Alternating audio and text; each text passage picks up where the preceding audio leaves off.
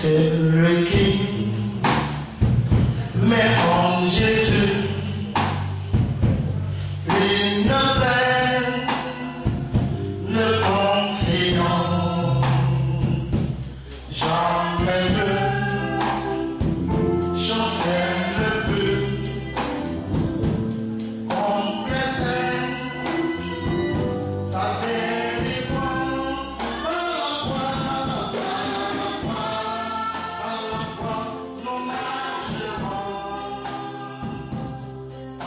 la foi,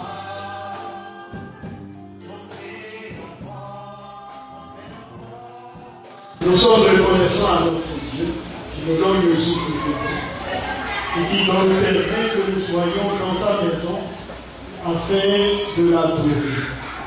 Vous savez qu'il est dit, je crois dans le livre de Jean, que les vrais adorateurs, ce sont ceux qui adorent le Père en esprit et en vérité. Et le Seigneur a dit que ce sont ces adorateurs-là qu'il aime. Le désir de Dieu, c'est que nous puissions l'adorer de la bonne manière, comme les Écritures nous le recommandent.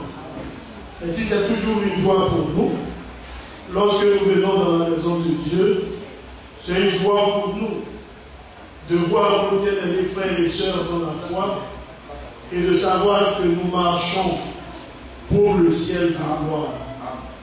Vous savez que dans le livre de Corinthiens, la Bible nous dit ce qui n'est point monté au cœur d'un homme, ce qui n'a jamais traversé l'imagination, vous voyez, humaine, c'est ce que le Seigneur a réservé à ceux qui l'aiment. Alléluia. Si nous aimons le Seigneur, ces choses-là sont à nous. Alléluia. Mais si nous ne l'aimons pas, alors nous serons étrangers à toutes ces choses. Le désir du Seigneur, c'est qu'un jour, nous soyons tous auprès de lui. Que nous soyons en train de chanter la bonté de Dieu, la grandeur de Dieu. Que nous soyons comme ces séraphins, je crois, dans le livre d'Ésaïe, qui ne font que chanter la sainteté de Dieu. Ils disent, Saint, Saint, Saint l'Éternel des armées. Et c'est ce que le Seigneur veut qu'un jour nous fassions auprès de lui. Vous savez qu'un jour, tout le dur labeur sera terminé. Ce serait terminé.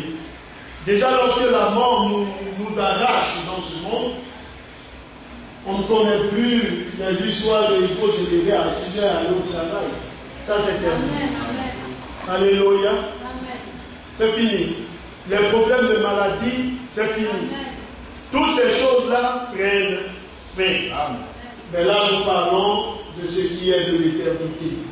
Ce serait quelque chose de parfait.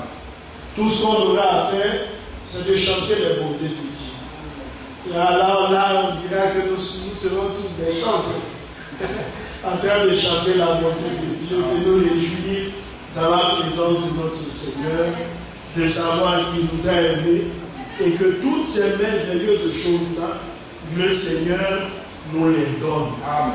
Le diable n'existera plus, n'est-ce pas? Amen. Parce que le livre d'Apocalypse nous dit qu'il sera pris et jeté dans les temps de feu. Alléluia. Ce serait terminé. Là, nous chanterons l'amour et la grandeur de notre Dieu. Que donc le nom du Seigneur soit béni. Amen. Vous savez qu'il est écrit dans le livre de Pierre qu'aucune prophétie de l'Écriture ne peut être l'objet d'une interprétation particulière, car c'est poussé par l'Esprit, que les hommes ont parlé de la part du Seigneur. Et notre Seigneur donne toujours la nourriture au temps convenable. Nous allons prendre nos Bibles. Dans le livre d'Ésaïe, le chapitre 53, et vous savez que les bien-aimés ont lu ce passage, ils l'ont lu, ils continuent de le lire. C'est un passage qui n'est pas du tout étranger aux enfants de Dieu. Ésaïe, le chapitre 53. Et je vais donc, où le frère va m'aider à faire la lecture. Ésaïe, le chapitre 53, le verset. À partir du verset 1. Verset 1. Qui a cru à à ce qui nous a été annoncé, tu as répandu le bras de l'Éternel. Il s'est élevé devant lui comme une faible plante, comme un rejeton qui sort d'une terre desséchée. Il n'avait ni beauté, ni éclat pour attirer le regard, et son aspect n'avait rien pour nous plaire. Méprisé et abandonné des hommes, homme de douleur et habitué à la souffrance, semblable à celui dont on détourne le visage, nous l'avons dédaigné, nous n'avons fait de lui aucun cas. Cependant, ce sont des souffrances qu'il a portées, c'est de douleurs qu'il s'est chargé, et nous l'avons considéré comme puni, frappé de Dieu et humilié. Même s'il était blessé pour le péché, brisé pour le transgression, le châtiment qui nous donne la paix est tombé sur lui, et c'est par cette blessure que nous sommes guéris. Nous étions tous errants comme des brebis, chacun suivait sa propre voie, et l'Éternel a fait retomber sur lui l'iniquité de nous tous. Amen. Dieu bénisse notre frère et qu'il ajoute des bénédictions à sa parole. Nous voulons aujourd'hui parler d'un sujet que je crois être simple. Nous allons parler des apparences. Alléluia. Les apparences. Vous savez, lorsque j'ai consulté le dictionnaire, il me dit qu'apparence, c'est tout simplement l'aspect extérieur d'une chose, d'une personne. Alléluia. Oui, bien aimé. C'est quelque chose, quand vous regardez, qui semble être, mais dans la profondeur, qui ne l'est pas. Ça ressemble, mais ce n'est pas ça. C'est une apparence. Alléluia. Alors, on peut prendre cette apparence-là dans un sens mauvais, négatif, et aussi dans un sens positif. Alléluia. Cela dépend de l'esprit dans lequel on prend la chose. Vous pouvez voir une personne qui, au premier abord, semble être insignifiante, parce que quand vous regardez son apparence, ça ne répond pas à ce que vous pensez ou vous imaginez, mais dans la profondeur, c'est quelque chose de très bon, de très bien. Là aussi, l'apparence se trompe. Alléluia. Quand vous voyez quelqu'un que vous estimez bien et qui, dans la réalité, est tout autre chose que ce qu'il montre. Alléluia. C'est aussi une apparence qui trompe. Alléluia. Alors, dans le livre d'Ésaïe, le chapitre 53, nous savons tous que ce passage de l'Écriture se rapporte à notre Seigneur Jésus-Christ. Alléluia. C'est l'exemple parfait, le modèle par excellence. Et nous ne cesserons jamais de le dire, frère. Lorsque Esaïe a voulu ou était désorienté par la mort du roi Osias, le Seigneur s'est présenté à lui et lui a montré, lui a signifié qu'il était le modèle par excellence. Il n'avait pas à regarder ou à considérer Osias, malgré sa piété, comme étant l'exemple parfait, mais c'était lui l'exemple parfait. Vous savez, lorsque les hommes ou un homme a tendance à croire qu'il est quelque chose, à croire qu'il est assez important, le Seigneur toujours procède par des moyens, quelquefois qui sont incompréhensibles, pour le rabaisser, et pour que l'on sache que toute la gloire doit lui revenir à lui seul. Vous savez que le Seigneur a montré avec Nebuchadnezzar. Le Seigneur lui a donné la royauté, il lui a donné de dominer, d'assujettir des peuples. Nebuchadnezzar est sorti, il a considéré tout son royaume, il a vu l'étendue du royaume, sa grandeur, la richesse, et là il a commencé à se glorifier.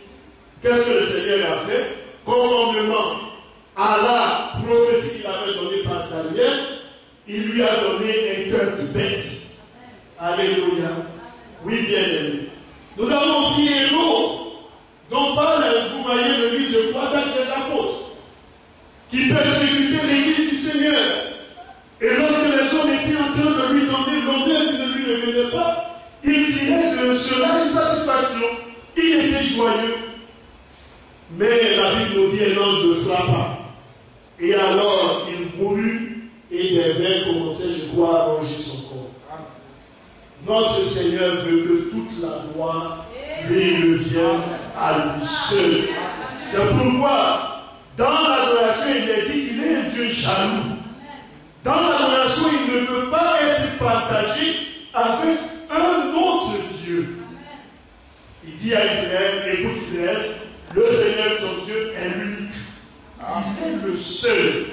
C'est lui à qui l'on doit l'adoration. Tu adoreras le Seigneur ton Dieu lui seul. Alléluia. Lui bien-aimé. Alors notre Seigneur est pour nous le modèle par excellence. Celui sur qui nous devons porter le regard et celui sur qui nous devons tirer l'exemple. Il n'y a rien auquel nous ne soyons, vous voyez, confrontés aujourd'hui, dont le Seigneur, lui, a été confronté au préalable. Il n'y a rien. Alléluia. On peut parler du mensonge. Oui, bien aimé. Quand on lit les évangiles, on se rend compte que notre Seigneur, devant certaines situations, il disait les choses de manière vraie. Regardez cet épisode où les hommes lui ont posé certaines questions. Il dit, bon, moi aussi, je vais vous poser une question. Alléluia. Sur le baptême de Jean. Il dit, le baptême de Jean venait-il des hommes de Dieu? Les hommes ont commencé à se regarder. Il dit, attention. Vous voyez, souvent les hommes commencent à faire des petits calculs politiciens. Ils se sont assis, ils disent, bon, si on dit ça vient de Jean, ça vient de Dieu, il va nous dire pourquoi on n'a pas cru. Alléluia. Et si on dit aussi que ça vient des hommes, le peuple est persuadé que Jean est un prophète. Ils vont nous lapider. Donc qu'est-ce qu'on doit dire? Ils disent, on ne sait pas. Le Seigneur les a regardés et dit, bon, comme vous ne voulez pas me donner la réponse, moi aussi je ne vous répondrai pas. Alléluia. Oui, bien aimé. C'est quand même bien aimé, frère, lorsque la question sur le baptême a été développée, certains frères disaient, le baptême peut être administré par un disciple, ainsi de suite. Il y a un serviteur de Dieu qui a demandé à l'un d'entre eux, il dit, une sœur est un disciple ou pas? Vous voyez, le frère en question a réfléchi. Parce qu'il savait que s'il disait qu'une sœur était un disciple, il sait la réponse que le frère allait lui donner en lui disant, mais donc une sœur peut-elle administrer un baptême? Il dit, je crois à une sœur qui n'est pas un disciple. Vous voyez, frère, ça, ce sont des histoires. Tous ceux qui croient dans le Seigneur sont des disciples. C'est pourquoi le Seigneur a dit, allez et faites de toutes les nations des disciples. Les baptisants au nom du Père, du Fils et du Saint-Esprit, et enseignez-leur à observer tout ce que je vous ai prescrit. Si une sœur a droit au baptême, alléluia, si elle reçoit l'instruction dans la maison du Seigneur, bien aimé, elle reçoit en tant que quoi? Quand on regarde, dit non, c'est une chrétienne, mais chrétienne, là, c'est les disciples, on a regardé, on dit que ceux-ci sont des chrétiens. Alléluia. Oui, bien aimé, nous croyons que le Seigneur a toujours raison. Alors la Bible nous dit, qui a cru à ce qui nous était annoncé? Notre Seigneur, conformément au livre d'annonce, ne fait rien sans qu'il n'ait révélé au préalable son secret à ses serviteurs les prophètes. Pour annoncer un événement, le Seigneur se sert toujours d'un prophète. Quand il s'agit de révéler son secret, le Seigneur s'adresse toujours à un prophète. D'où on parle de messager, d'ange, vous voyez. Et nous savons qu'il y a des anges qui sont célestes et il y a aussi des anges qui sont terrestres. La preuve vous a été donnée dans le livre d'Apocalypse. Lorsque le Seigneur s'est adressé à Jean, il lui a dit, écris à l'ange de l'église d'Éphèse, jusqu'à celui de Laodicée. Et ces anges-là étaient porteurs d'un message.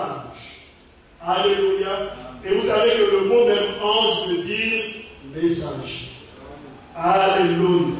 Alors le Seigneur passe par un prophète pour donner un message, pour délivrer un message. Et nous parlons donc des prophètes comme étant des messagers, des étoiles qui marquent des temps, des époques, des saisons, des années. Quand vous lisez le livre de Genèse, le chapitre 1, le Seigneur a donné les étoiles dans le but d'éclairer le ciel. C'est ce que la Bible nous dit, de marquer les époques, les saisons, les années ainsi que les temps. Alléluia. Oui, bien-aimé. Et le Seigneur ne fait ni au hasard. Quand il a voulu parler du temps de visitation en grâce en rapport avec les nations, le Seigneur, pour désigner les anges, a parlé d'étoiles. Alléluia. Parce que dans la pensée du Seigneur, il était question qu'à cette époque bien déterminée, il enverrait des hommes qui seraient porteurs de messages afin d'instruire, d'éclairer le peuple du Seigneur. Alléluia. Et nous savons que les anges sont considérés comme étant des lampes. Jean était une lampe. Alléluia. Amen. Oui, bien aimé.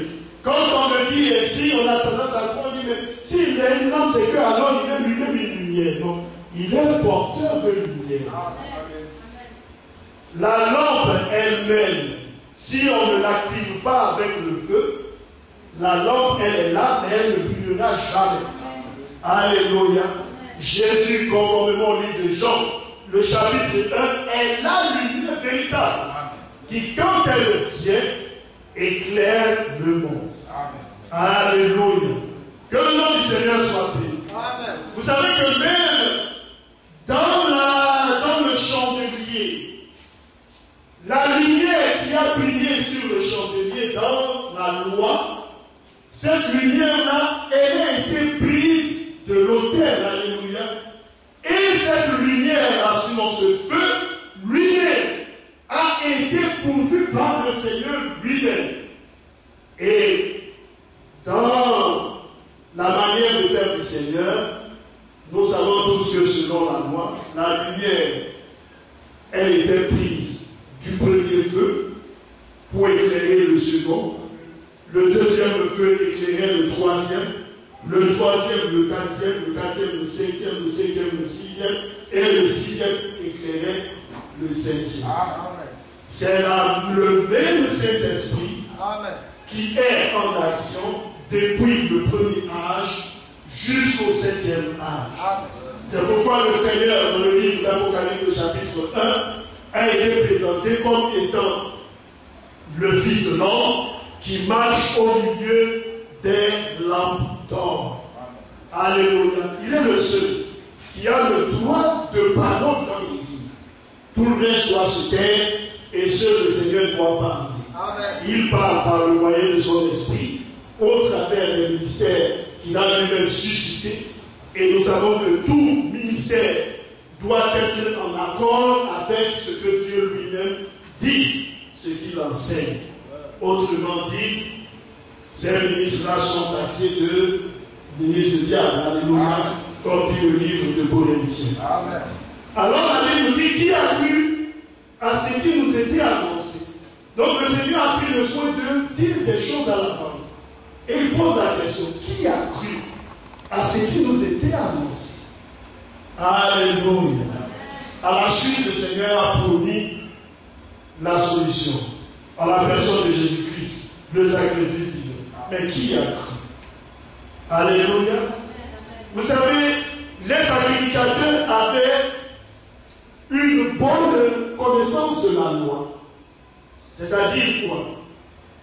Tout sacrificateur est pris de la maison de Lévi et descend de la famille d'Aaron. Ça, c'est la disposition que la loi leur a donnée. Et ces derniers, pour qu'ils puissent œuvrer dans la maison du Seigneur, la Bible nous dit qu'il faut qu'ils attendent avant de commencer le service. Et pendant tout ce temps, les Lévites, les sacrificateurs étaient instruits dans la loi de Moïse.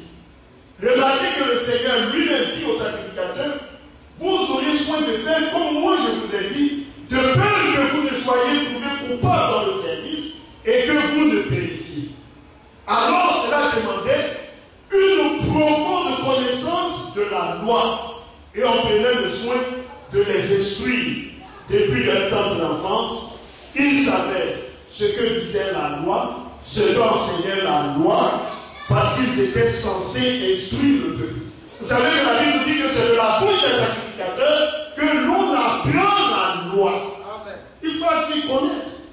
S'il ne connaît pas, il va amener le peuple dans l'égarement. Alléluia. Mais bien aimé, vous pouvez avoir une bonne mémoire et puis mémoriser la Bible tout entière. Mais ça ne veut pas dire que vous avez la révélation de ce que disent les Écritures. Amen.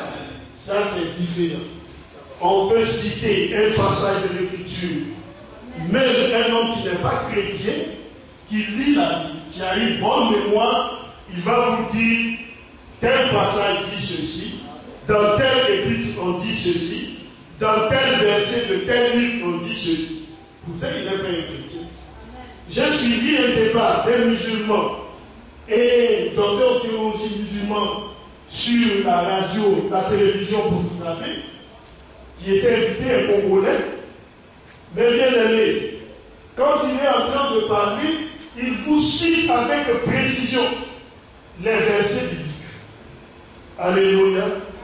Oui, bien aimé, ces choses-là sont possibles. Mais avoir la révélation, c'est tout autre chose. Alléluia. Oui, bien aimé. Alors, les sacrificateurs avaient une bonne connaissance. C'est pourquoi lorsqu'on est venu vers eux, on leur pose la question, où le Messie doit-il naître? Mes frères, ils n'ont pas passé des journées à chercher. Non. Tout de suite, ils ont dit à Héron, conformément à ce que les écrits des prophètes nous ont enseigné, le livre de Michée nous dit que c'est à Bethléem de Judée que la naissance du Messie doit se produire. Si le Messie est né, c'est certainement là. Alléluia. Amen. Oui, bien aimé.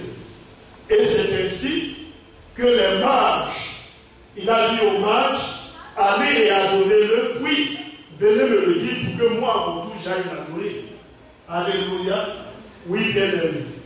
Vous avez une bonne connaissance des versets ou des prophéties de l'Écriture, mais attention, lorsque la chose s'est accomplie, cela est passé par-dessus. Et ça, on appelle la révélation. Alléluia. Personne ne connaît le Fils si ce n'est le Père, et le Père si ce n'est le Fils, et celui à qui le Fils voudra bien le révéler. Alléluia. C'est une question de révélation. Sinon, on va vous dire les choses, mais on ne comprendra jamais parce que on n'est pas, et même encore, on dit c'est une question de prédestination. Alléluia. Parce que dans la présence de Dieu, il sait quels sont ceux qui comprendront, quels sont ceux qui ne comprendront pas. Alléluia. Vous pouvez faire tous les efforts du monde pour essayer d'instruire quelqu'un, essayer de le convaincre, frère. Mais s'il n'est pas destiné à la chose, il entendra et il ne comprendra pas. Parce qu'il n'est pas destiné à ça. Alléluia. Oui, bien aimé. Remarquez que dans le livre d'Actes des Apôtres, je vois le chapitre 13, la Bible nous dit que tous ceux qui étaient destinés à la vie éternelle ont cru la parole. Et ceux qui n'étaient pas destinés, qu'est-ce qu'ils ont fait? Ils ont rejeté ce que la Bible dit. Alléluia. Je crois même que le livre de Pierre le dit. Jésus est la pierre angulaire, rejetée par ceux qui bâtissaient. La Bible nous dit que pour nous qui croyons, elle est cette pierre précieuse. N'est-ce pas? Mais les autres se heurtent à cela parce qu'ils n'ont pas cru. Et la Bible nous dit c'est parce qu'ils ont été destinés à cela. Alléluia. Quelquefois, quand on lit ces choses, c'est fort. C'est un langage fort. mais cependant, c'est la vérité parce que c'est le Seigneur qui le dit ainsi. Alléluia. Quelquefois, les hommes le font. Vous voyez, tout en étant conscients que ce qu'ils croient, ce qu'ils confessent, ce qu'ils enseignent est faux. Mais cependant, ils continuent dans ce qu'ils sont en train de faire. Comment est-ce qu'on les suit? Alléluia. Oui, bien. Alors il dit qu'il a cru à ce qui nous était annoncé, qui a reconnu le plan de l'Éternel. Alléluia. Il s'est élevé devant lui comme une faible plante. Ça, c'est une apparence, n'est-ce pas? Il s'est élevé devant lui comme une faible plante. C'est-à-dire, lorsqu'on regardait cette plante-là, on avait l'impression qu'elle était ferme. Alléluia. Qu'elle ne pouvait rien apporter. Mais attention. Alléluia. Tous ceux qui se sont confrontés avec le Seigneur sont sortis toujours perdants. Alléluia. Ça a toujours été ainsi. Jésus, à l'âge de 12 ans dans le temple, il a confondu tous les docteurs. Ils l'ont regardé, ils étaient étonnés. Mais vous lui donnez cette sagesse à cet âge. Mais comme il était encore un jeune homme, lorsque ses parents sont venus le chercher, la Bible ne dit pas qu'il a commencé à parler. Il s'est tué et il a commencé à parler. Alléluia. Oui, bien aimé. Ça aussi, c'est la sagesse. La Bible aurait pu dire, le Seigneur a dit, comme il a dit à Marie, femme, qui a dit en toi et moi. Mais là, il n'a pas dit. Il a suivi. Pourquoi? Parce que certainement, il était encore un jeune enfant. Il fallait qu'il se taise. Le ministère n'avait pas encore commencé. Il fallait qu'il grandisse d'abord. Alléluia. Et remarquez que les Écritures ne parlent seulement que de cet épisode-là, comme dans la vie de notre Seigneur jusqu'à l'âge de 30 ans. C'est cet épisode-là qui a été ressorti. Le Seigneur n'avait pas permis à ce qu'on sache ce qu'il a fait jusqu'à l'âge, vous voyez, de 29 ans. Il nous a seulement relaté ce qui s'est passé à l'âge de 12 ans et on nous parle de ce qui s'est passé à l'âge de 30 ans. Pourquoi? Parce que le Seigneur lui-même sait ce qui est utile pour l'édification de notre foi. Alléluia. Tout le reste là, ça ne nous concerne pas. Alléluia. C'est la même chose, frère, comme le frère l'a fait remarquer. Il y en a qui parlent beaucoup. Vous voyez, je crois, des chasses, des parties de chasse du prophète, tous ces genres de choses, mais ça ne nous édifie pas. Alléluia. Les parties de paix, ça ne nous édifie pas. Ce qui peut nous édifier dans ces parties de chasse, c'est par exemple lorsque le Seigneur a permis à ce qu'on voyait la parole, il parle et qu'il y a des éculés, ça nous édifie. Alléluia. Mais pour ce qui est de toutes ces parties de chasse, ça ne nous édifie pas. Le frère Baran dit, j'aimais manger les gâteaux aux cerises, je ne sais pas, quelque chose de ce genre. Mais frère, ça a quoi à voir avec notre foi? Manger gâteau, ça ne peut pas nous envoyer au ciel. Peut-être même que d'autres vont dire, non, moi je n'aime pas les cerises. Mais pour autant que ça a quelque chose, elle n'est pas sur notre foi. Non. Alléluia. Oui, bien aimé. La Bible nous dit, il s'est élevé devant lui comme il nous fait le plan, que là c'est la divinité. Alléluia. Malgré que le Seigneur, lorsque Jean a vu, il dit, j'ai vu quelqu'un qui était assis sur le trône. C'est pas ça. Et quand il a regardé, il vit l'agneau qui est sorti du milieu du trône. Ça c'est la divinité de notre Seigneur. Dieu qui manifeste son attribut. Alléluia. Ézéchiel a vu, il a vu le trône, quelqu'un qui était assis dessus, ainsi dessus, du milieu du trône, sortait, je crois, la lumière, ainsi de suite. Tout cela montre la divinité de notre Seigneur Jésus. Jésus n'est pas la deuxième personne de la Trinité, comme les hommes le disent, mais il est Dieu manifesté dans un corps de chair. Et ça, c'est ce que le livre de Timothée nous dit. Et sans contredire, le mystère de la piété est grand, car Il a été élevé dans la gloire, il a été prêché au monde, n'est-ce pas? Il a été cru dans le monde et ainsi de suite. C'est notre Dieu. Vous savez, nous avons beaucoup de passages de l'Écriture qui attestent que Jésus est Dieu, il n'est pas la deuxième personne.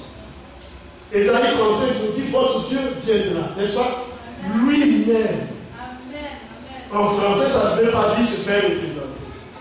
On dit lui-même, on dit le président de la République viendra dans tel hôpital, lui-même, et puis on voit quelqu'un qui vient et dit je viens au nom de... Non, ça ce n'est pas le bon français. Lui-même viendra. On s'attend à la personne elle-même. Alléluia. Et lorsqu'il est venu, on dit cet enfant-là, c'est Emmanuel. C'est qui la Bible dit Dieu avec nous. Alléluia. Oui, bien-aimés, les Juifs, ça, qui est le Messie? Ils le savent, frère. Je ne dis pas qu'ils savent que Jésus est le Messie, non. Mais ils savent qui est le Messie. Ils savent que le Messie, c'est Dieu lui-même. Les Juifs le savent. Oui, bien-aimés. Lorsque le prophète du temps de la fin a parlé, je crois, avec les rabbins aux États-Unis, en lui posant la question sur qui devait être le Messie, mais le rabbin lui a dit, a répondu, et il a dit que le Messie, c'est Dieu lui-même. Mais ils le savent, frère bien-aimé. Certainement, quand ils entendent aujourd'hui les hommes des nations qui parlent du Messie, on dit Jésus est le Messie. Non, Jésus, c'est le Fils de Dieu, ce n'est pas Dieu, mais c'est la deuxième personne et ça les verrit. Parce qu'ils savent que selon la loi de Moïse, selon les écrits des prophètes, le Messie n'est rien d'autre que Dieu manifesté dans un corps de chair. Alléluia. C'est la même chose. Le Seigneur allait visiter Abraham, on dit dans un corps spirituel, comme on le dit. Alléluia. Il a visité Abraham dans le livre de Genèse, au chapitre 18. Ce n'était pas une autre personne, c'était Dieu lui-même. C'est pourquoi les deux anges vont à Sodome et Gomorrhe et le Seigneur reste parler avec Abraham. Jusqu'à ce qu'il ait terminé et qu'il se lève. Alléluia. Mais c'est Dieu lui-même. Ce n'est pas autre chose. Le Seigneur, Jacob a lutté avec Dieu. Mais la Bible dit que c'était un ange. Et il a été vainqueur. Alléluia. La Bible dit, tu as lutté, je crois, avec Dieu et les hommes, et tu étais vainqueur. Alors le Seigneur lui a changé le nom.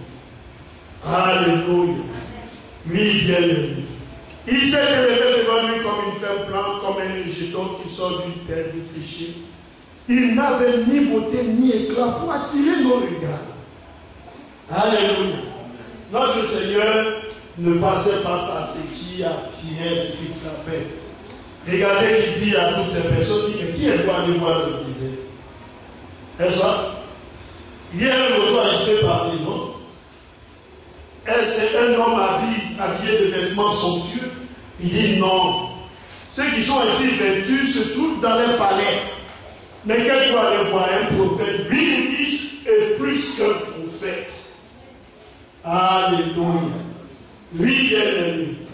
Et remarquez que Jean le Baptiste lui-même, son apparence était réellement une apparence trompeuse. La Bible nous dit qu'il n'avait comme vêtement que la peau de chameau, n'est-ce pas? Et puis sa nourriture c'était quoi? Les sauterelles ainsi que le miel sauvage. Je crois bien. Mais bien aimé entre nous. Est-ce que c'était l'aliment que pouvait manger quelqu'un qui avait vraiment un statut social assez posé? On dit sauterelle, miel. C'est ça, cet homme-là mangeait. Peut-être qu'il mangeait autre chose, on ne sait pas. Mais certainement que cela devait construire pour lui une nourriture de base. C'est-à-dire ce qu'il mangeait peut-être le plus. Peut-être. Alléluia. Mais la Bible nous dit que c'est ce qu'il mangeait. Bien aimé. Mais on mangeait le poulet. On mangeait le mouton. On mangeait le bœuf, le capri. Ainsi de suite. Les mets là étaient là. Et les hommes d'avant aussi, ils savaient très bien préparer, très bien cuisiner. Alléluia. Même les cuisines là, la préparation, elle se perpétue. De mère en fille. Alléluia. C'est ainsi que le monde fonctionne. On n'invente rien. Alléluia. Ce que les filles connaissent, elles l'ont appris de leur mère. Les mères l'ont appris de leur mère. Ainsi de suite. Alléluia. Mais Jean-Baptiste mangeait ces aliments-là. Mais les hommes regardaient Jean-Baptiste, ils étaient étonnés. Parce que c'était quelqu'un qui sortait de l'ordinaire. Il était différent de tous les autres. Alléluia. Mais bien aimé, à l'intérieur de ce qui était considéré, ou de celui qui était considéré, il y avait un grand trésor. Alléluia. Oui, bien aimé, la Bible nous dit de son ministère qu'il marchera avec l'esprit, je crois, d'Élie, la puissance, je crois, d'Élie, et ainsi de suite. Il ramènera le cœur des pères à leurs fils et les rebelles à la sagesse de Dieu. C'était Jean le Baptiste, alléluia. Lui, bien aimé, un bon prophète, un prophète assez direct, un prophète saint, mais un vrai prophète. Alléluia. Mais tous ceux qui étaient là l'ont regardé et ils n'ont pas compris ce ministère. C'était un ministère qui fâchait. Et remarquez que c'est toujours ainsi. Quand Dieu donne un appel à un homme, quand ce dernier la exécute pleinement, la commission que le Seigneur lui a donnée, ça fera toujours, vous voyez, provoquera toujours des oppositions. Ça n'a jamais changé, frère. Remarquez que la Bible nous dit de Malachie, je crois bien, qu'il a été tué entre, je crois, l'autel et le temple. Alléluia. Je crois que c'est Malachie. Zacharie. Il a été tué entre l'autel et le temple. Mais cependant, c'était un véritable prophète. Alléluia. Mais qu'est-ce qu'il peut faire fâcher les hommes au point de s'en prendre à un serviteur de Dieu qui a reçu l'onction et qui, donc, est mis à mort, comme un son d'esprit. Alléluia. Quand Dieu donne le message, ce message-là, il fait grincer les dents. Les hommes regardent, ne sont pas contents. Frère, remarquez, quelqu'un qui a trouvé sa bien-aimée, il a trouvé une femme.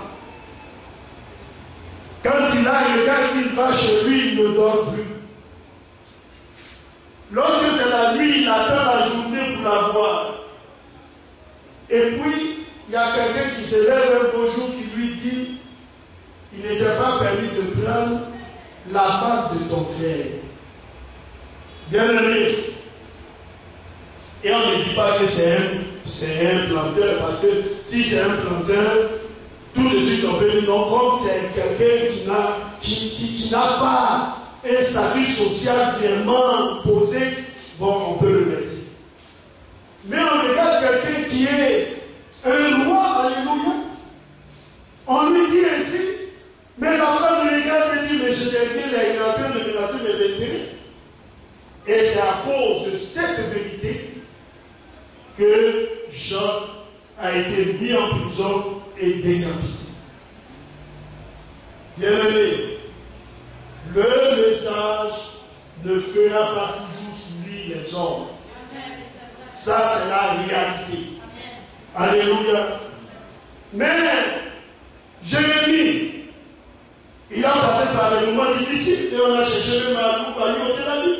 Je crois qu'on l'a jeté dans une cité. Mais pourquoi? Qu'est-ce que Jérémie a fait de mal? Il avait pris la femme de quelqu'un. Il y avait des hommes qui, Jérémie dit, il y en a qui hennissent comme des chevaux qui hennissent après la fin de leur projet. Mais le peuple savait. Il regardait, il tolérait. Lui, il ne faisait pas ça. Mais ça n'a pas empêché les hommes à vouloir lui ôter la vie. Alléluia. Qu'est-ce que Michel le fils de Simla a fait de mauvais? Lorsqu'il a reçu l'appel d'Égypte, d'un homme qui se dit lui-même être spirituel, il avait fait quoi? Sinon, dire ce que le Seigneur lui avait dit de dire. Amen. Bien-aimé, le message créera toujours des oppositions de la part de ceux qui ne sont pas destinés à marcher. Des hommes combattront le message comme ils ont combattu le message apporté par les différents prophètes dans les temps anciens. Amen. Et là, la Bible nous donne des exemples des personnes qui se sont opposées même à Moïse.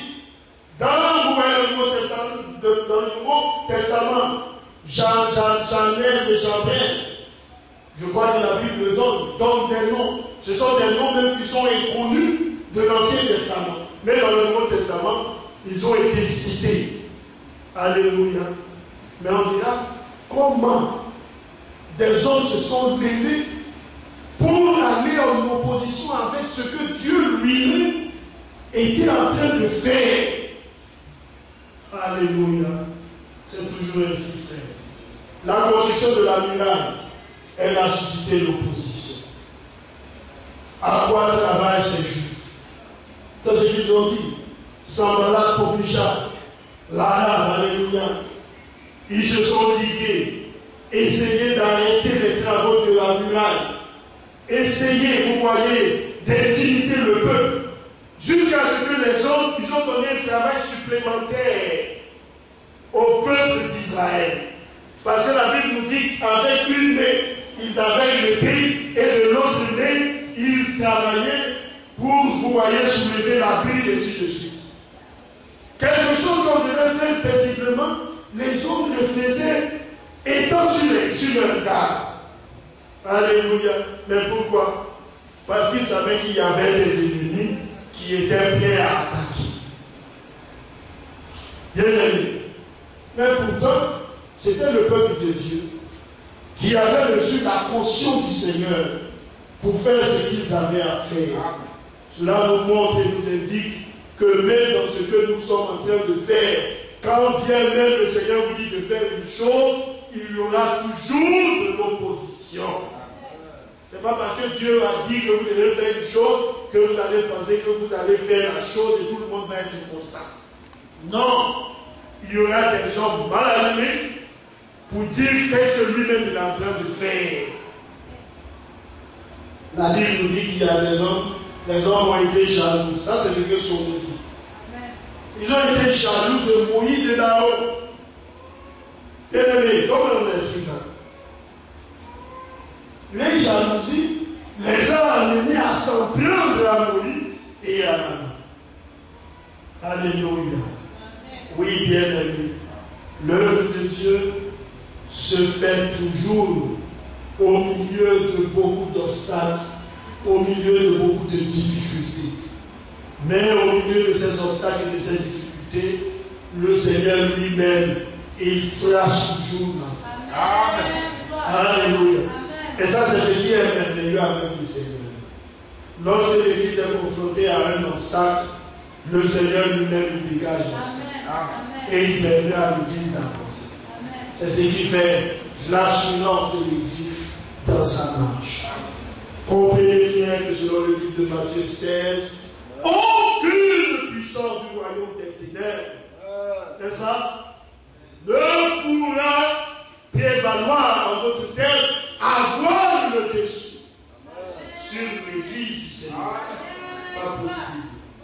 Que le nom du Seigneur soit béni.